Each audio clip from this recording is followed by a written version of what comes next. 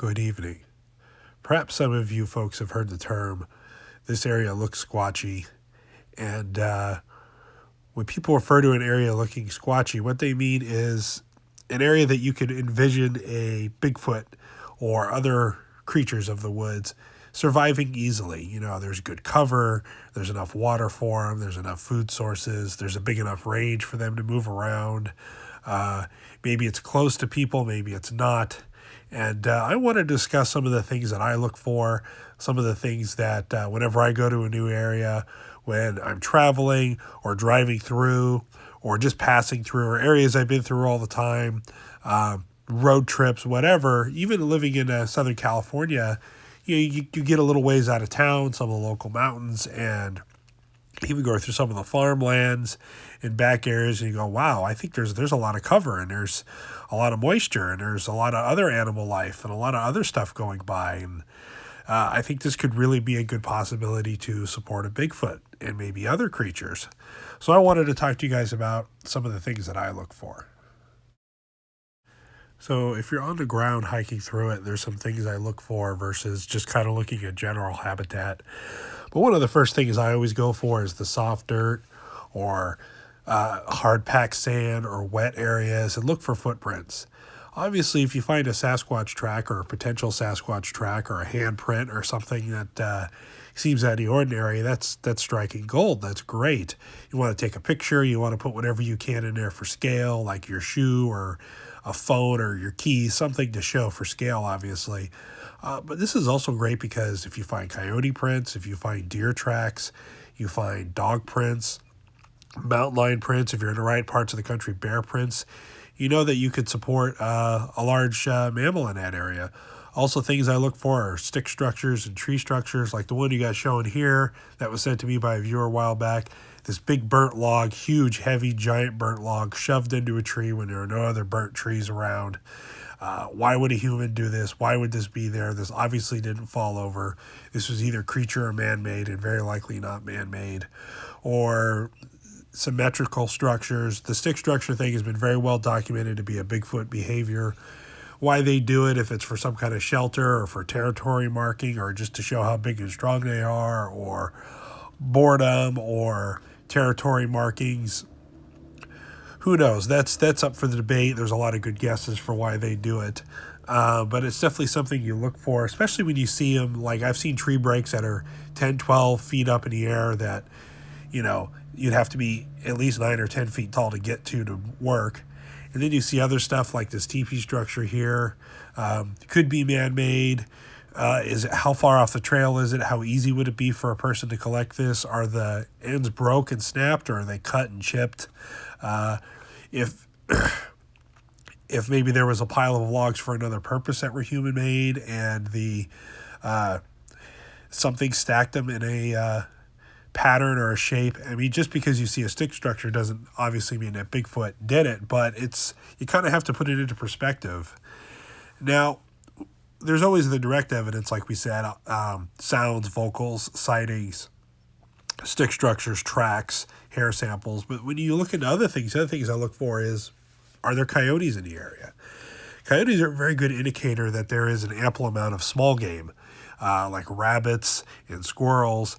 And a pack of coyotes even take down deer. It's a very brutal death for the deer because they get nipped to death and bleed out. It's pretty brutal nature. But if you see coyotes, there's probably deer in the area. Now, coyotes can live in a city where there's not deer, but coyotes are a very good marker if there's water, if there's berries and stuff that coyotes eat sometimes, if there's prey animals. And you'd be surprised if there's coyotes around. Usually in some areas, at least these coyotes range through, you'll find deer a lot of times. Deer are a very good indicator because they can be up to a couple 100 pounds. They need a good amount of water. They need a good amount of grazing land. And typically where you have a prey animal like deer, you will encounter wolves, mountain lions, bears, and coyotes, obviously, like we talked about. But you also find probably Sasquatch, or at least the potential to support them. So for me, deer tracks, deer signs, scrapes, that kind of stuff, very good indicator if they would be able to support Bigfoot in that area. Obviously, you could Google search and look to see if there's an area. Virtually, it seems like every patch of wilderness in the United States at one point or another has had a Bigfoot sighting. The other thing you need to look for is cover in trails and game trails and human-made trails and old roads.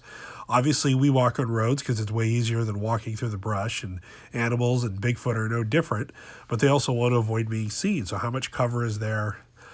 Also, water sources. You can see rolling hills and farmland, and you can see patches of trees and wilderness. While patches of trees and wilderness would be a good hiding spot during the day, lots of farmlands, there's usually water around, lots of times crops to be eaten, and usually there's deer and other species, or elk even, that are out there snacking on what the farmer has. And this is a good opportunity for a Bigfoot to come out at night, sneak up on some bedded down deer. They can lay low during the day in some of the brush and tree line and move through these areas.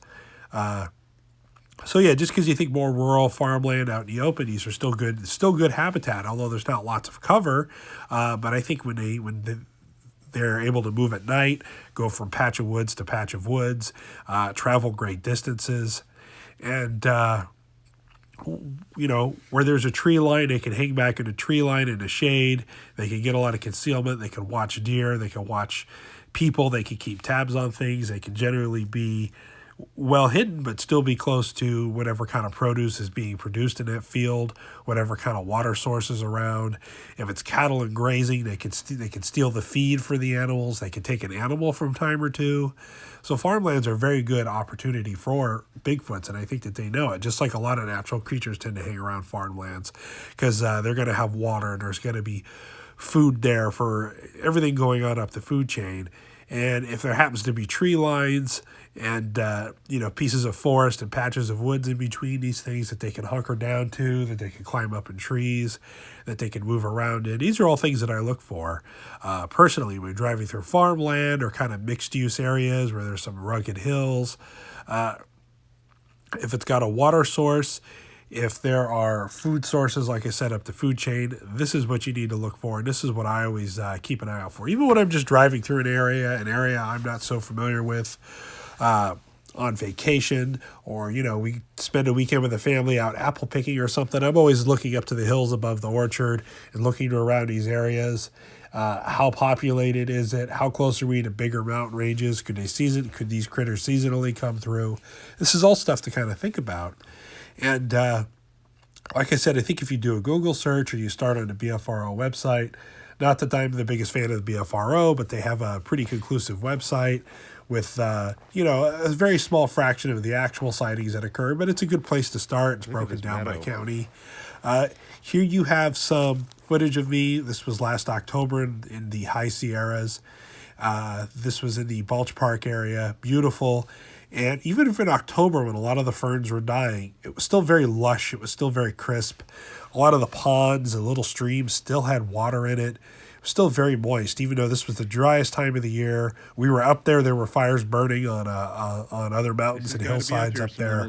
So even though there were fire going, there was still seeds, there was still fruit, there were still rabbits and squirrels, there were still trees going on. There was still a lot of moisture, even in the driest part of the year, the driest, hottest part of the year. So this would be a great area for, I think, Sasquatch and other creatures to hang out. And as it gets colder, they move down to more temperate climbers, along with the deer and all the other prey that they would be following. And so these are just the things that are always going through my mind when I'm out there. Especially we see rock formations and openings and meadows and clearings and big trees. I mean, think of a sequoia or redwood's 15, 20 feet across, this huge tree. Well, it would be great to hide behind if you're trying to hunt deer. You look at a lot of these trails. You can look into marshy areas, look for soft spots for tracks. Just kind of looking for general sign. And for me, whenever I'm out in the woods, especially now when you get into Bigfoot, it's never a hike anymore. Or if you're out hunting, it's never hunting. Or if you're out fishing, you're never just fishing. You're always listening for a knock. You're always listening for a howl or something coming down the hillside, or the lack of hearing anything. Sometimes the woods is dead, creepy silence. And to me, that's a sign that something else is around other than you. There's always a way to read the land, to figure out what's going on. And that's what I just wanted to share with you guys. If you're going to check out a new area or you want to get into Bigfooting, say you have some local mountains, like you're in Southern California and you want to go to the San Gregorio or San Jacinto Mountains, or even up over the Grapevine, take a look and see if there are any encounters, find some campsites, some hiking trails, find a couple lakes Cars on, look worse than this in like East Google LA Earth, after or, 2 weeks. like where you can really zoom in and see the water. Check out those areas, because if you got water and you got cover and you've got game, you've probably got Bigfoots. And this is stuff to kind of think about. If you were going to try to live up here out in the wild, would you move through seasonally? How would you act? Where would you go? These are kind of the same things that I try to run through my mind, and just some tips I wanted to pass along with you guys today. So get out there, get Bigfooting, stay safe, bring a camera, be prepared, keep your wits about you, and thank you very much, folks.